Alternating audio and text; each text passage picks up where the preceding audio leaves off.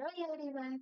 Today we are going to learn about random forest regressor, an important concept in machine learning. This model used to solve regression problems where we predict continuous values like metal consumption, price, temperature, or etc. So, what is random forest regressor?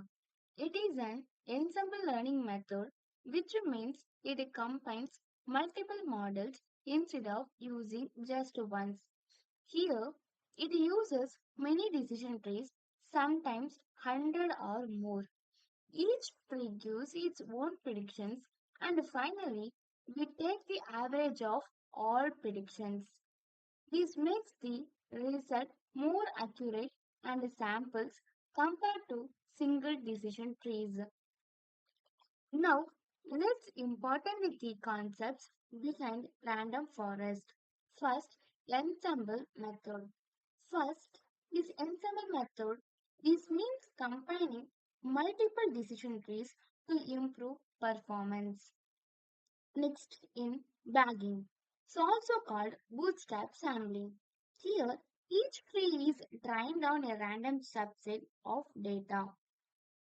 Third is average output. The final prediction is simply the mean of all three outputs. We are going to learn how to see random forest in machine learning. Machine learning with a real data sets.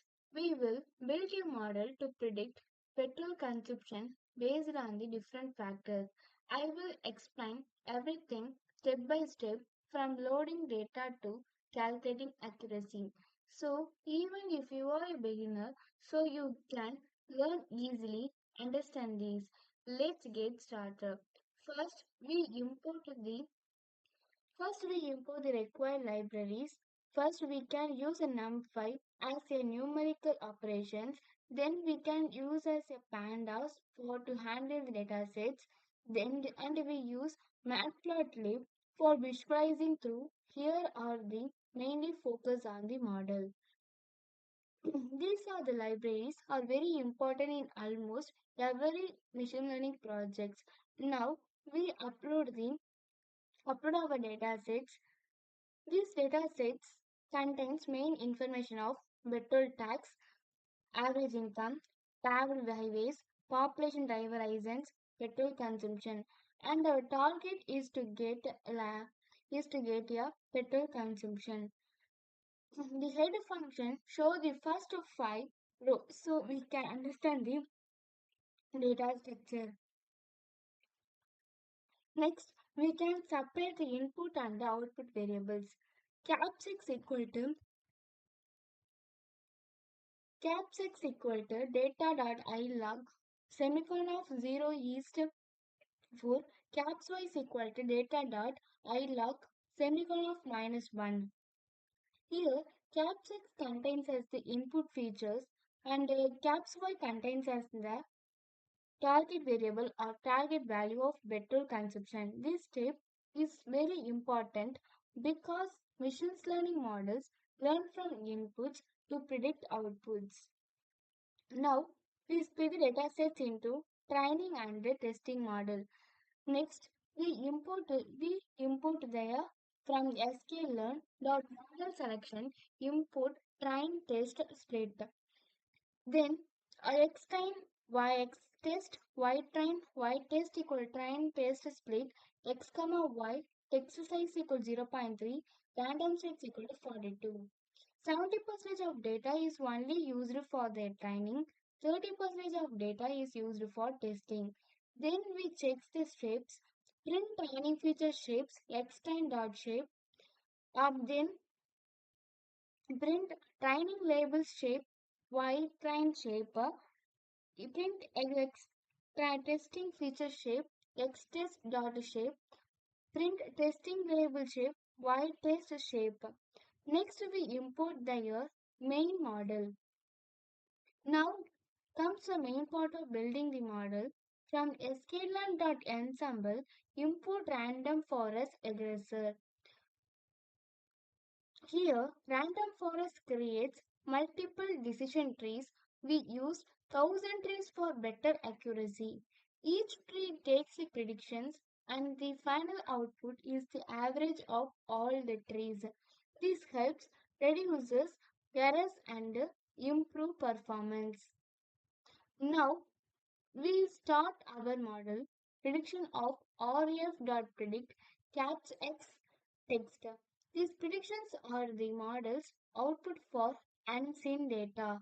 This is how we check if our model is working correctly. Accuracy calculations. Now we calculate the error and accuracy. Error is equal to ABS prediction minus y test round np dot mean errors comma 2. This gives us the average error. Next we calculate the map. Map equal 100 star errors divided by y test. Accuracy is equal 100 minus np dot mean map. Finally, print the accuracy, comma round accuracy, comma 2. This helps us to how accurate our model is. So in this video, we learned how to load datasets, how to split data, and how to train a model, random forest model, and how to calculate the accuracies. Random forest is powerful because it combines multiple decision trees and reduces error. Random forest reduces variance by averaging multiple decision trees. This means instead of depending one model, it combines many models to reduce error. Next is bias. The bias remains how low because each decision tree is grown deeply. So the model can learn complex patterns. Now, OOP score, which stands for out of bag score.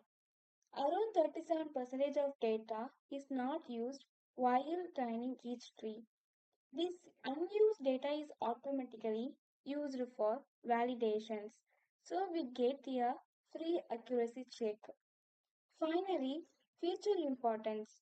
Random forest tells us which features are most important in predictions. This helps us to understand the data better. Advantages. Now, let's see the advantages of random forest is robust to outliers and noise. So it works well even with imperfect data. It handles missing data effectively. It does not require feature scaling, which makes pre-processing easier. It also provides feature importance, which is very useful, and it works for both small and large datasets. Limitations, but there are some limitations too. It is slower than a single decision tree because it builds many trees. It uses more memory, especially when we uses a large number of trees. It is less interpretable, meaning it behaves like a black box. It is not ideal for every spare data. And finally, extrapolation is limited, so it may not predict well outside tiny range. Thank you.